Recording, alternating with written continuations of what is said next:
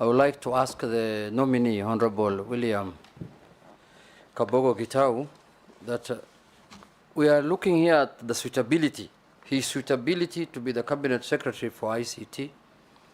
In that regard, having been a governor, member of parliament, and having run a huge county like Kiambu, I have no doubt in his capacity. But these are the questions I want to ask. In 2010, Honorable Chairman, the late Professor George Saitoti, then the Minister for Internal Security, named in Parliament persons suspected to be drug traffickers in connection with alleged illegal trade, drug trade, and who are under investigation. Among the persons that were named, Honorable Speaker, the name of Honorable Kabogo appeared on the list. Can you make it clear to this committee and the great people of this country who are watching you today, did you or have you ever been suspected or charged with drug trafficking? Second question is, this is a simple one, during your tenure as a governor of Mohamed, I mean of Kiambu. No, Kichwangi, do you Homa Bay? Yeah, it's Kiambu. You have snapped, they say many times, summons from the Senate. Now, as a cabinet secretary, you will be answerable to Parliament. These are, other than the appointing authority, these are your next employers, second employers. You will appear here every day to answer questions on ICT and those kind of things. Will you be able to appear before the Senate and the National Assembly at any time that are required? And lastly, people also describe you as somebody who is they say tough-headed, bordering arrogancy, highest level of high-handedness.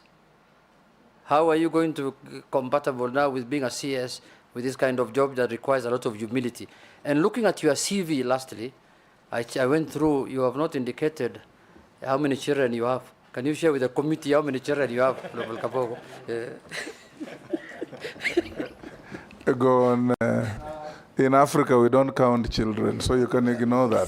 Thank you, Mr. Speaker. First, I appreciate the fact that Honorable Junet has said he has no doubt I have the capabilities of becoming Minister for ICT. I thank you. Party leader, Mheshimiwa Ichung'wah, is talking about working conditions and big tech companies. Like I said before, Mr. Speaker, it is the use of regulatory frameworks and legislative work that can help us deal with these big tech issues.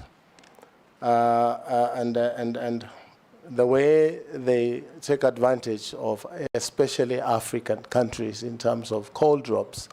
I have been a victim of very many call drops by Safaricom itself. And the minute you call them and ask why is this happening, they say it is technology, it is these days, you know, frequencies, all these stories. As Minister for ICT, if I'm confirmed, Mr. Speaker, this will become a thing of the past. We should be able to ask CA to be able to get call logs and determine how much call drops each caller has and what the company needs to do to compensate drop times. On the issue of hate speech and harmful content, again, this is a matter of every country having its own regulations.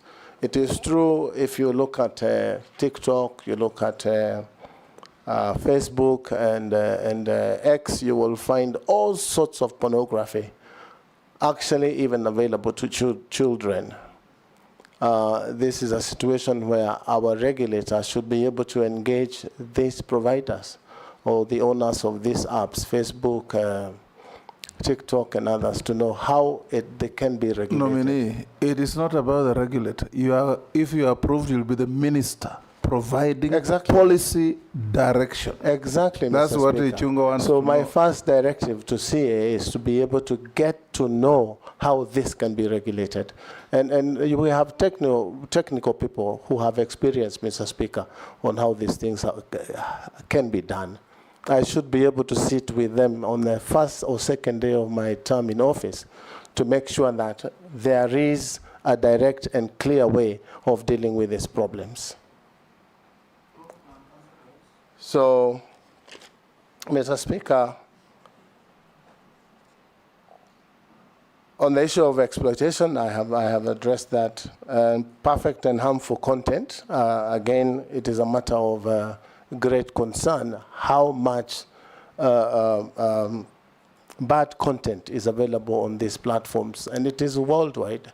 We have seen situations where other countries have stopped certain platforms in operating, like for example, the discussion now in the US, where TikTok is supposed to be banned from using the American airspace. I should be able to get to the bottom of these things and see that the Kenyan content is good for consumption for underage and also other users. If I go to, I'm not sure whether I got the third question from... he asked if you are still chairman of Tujibebe party. Yes, Mr. Chairman, I am not a chairman of Jibebe now. The minute I was nominated by the president, I resigned the following day. And I think a copy of that is in the bundle of documents that I have given.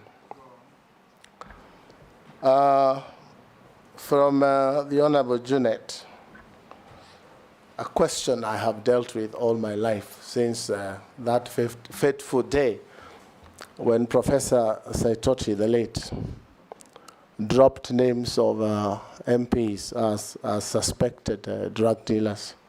I want to say here on record, Mr. Speaker, I have never, ever dealt with drugs of any kind all my life. Mr. Speaker, this is... Not even Panadol? Mr. Speaker, I do not imagine that Junet Mohamed was asking about Panadol. I have some in my pocket if it's just Panadol. But I know he's talking about hard... You know what he meant. He's talking about hard drugs, cocaine and the rest. And this is a very disturbing subject, Mr. Speaker. But I invite Kenyans also to have a look at the dossier that Mr. Saitoti brought to the House. It's a dossier such that, Mr. Speaker, if it was given to Inspector Mwala, it would not pass Mr. Mwala's table for a script. If, Mr. Speaker, at that point in time, and records speak here in this House, I fought vigorously the tabling of our names without a leave of the House, because the rules are such that if you are discussing the conduct of an MP, you need to move a substantive motion. But for that particular one, it went through smoothly as planned. But my point here, Mr. Speaker, the government or agencies, the police, did a thorough investigation, and they gave a temporary report a month later, which was tabled and is part of the records of this House. And they found that I was not culpable. I had never been involved in drug trafficking, and I had never been a driver of the Honorable Mao, as that dossier had said. I actually said, Mr. Speaker, on the floor of this House, that there is no need of anyone trying to do extradition proceedings to get me to travel to the US to answer these charges. I offered myself. They gave me a one-way visa, and I'll take myself to any part of the world to answer charges of drugs. It's never happened. So the authors of that dossier probably didn't get exactly what they wanted, but what they got is messing with people's names.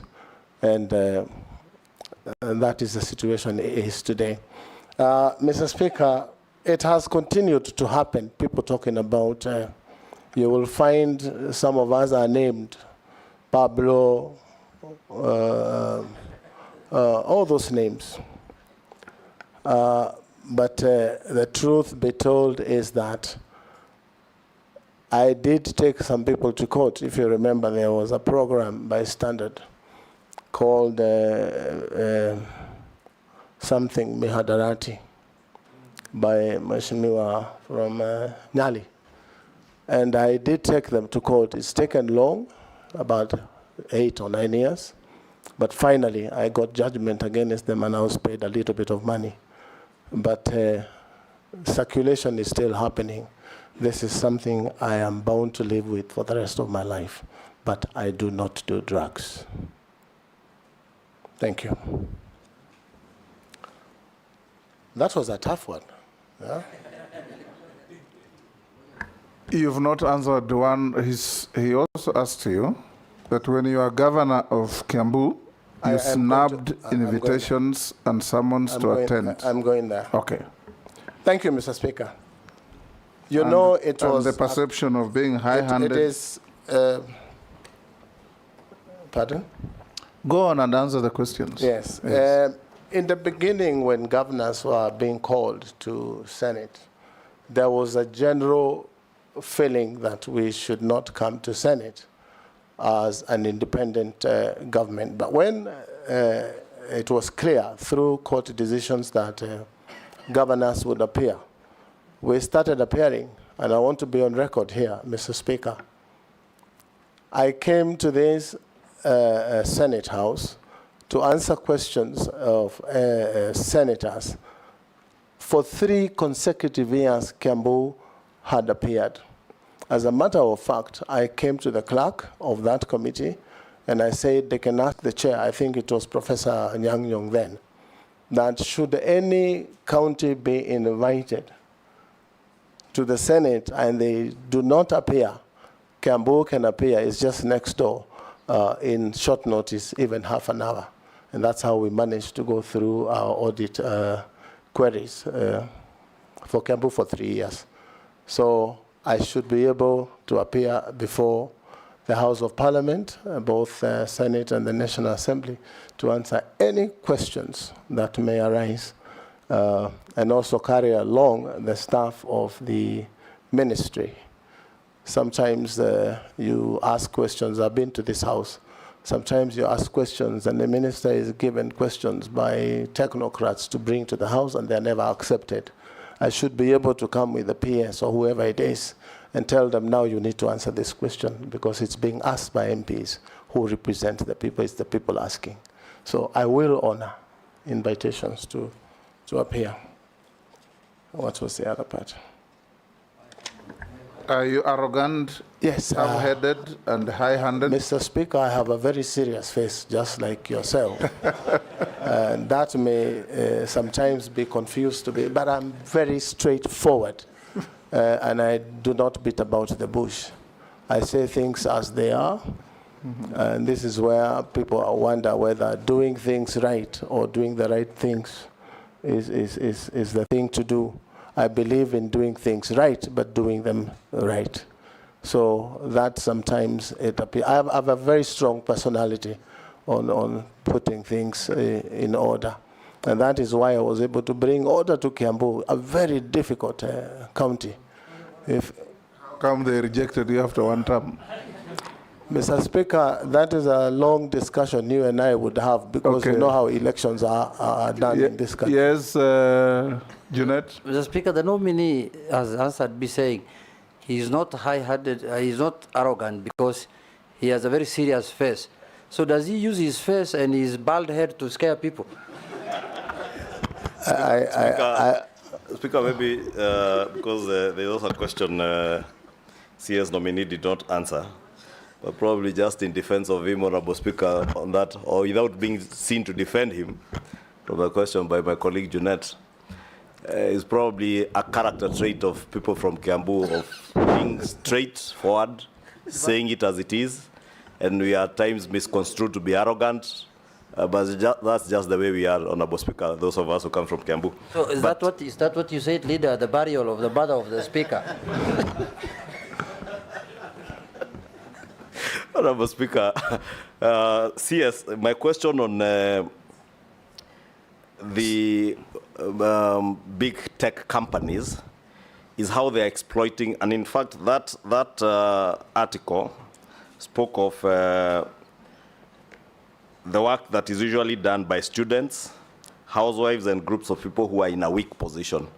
So what I wanted to hear from you is what policy proposals would you be having to ensure, one, that the big tech companies first conform to our labor laws. Two, they are not exploiting these people because they're in a weak position. Because what they are doing is taking advantage of our students because they can be paid $2. $2 translates to about 300 shillings an hour. But in the US, nobody will be paid $2 for whatever mundane task you are given.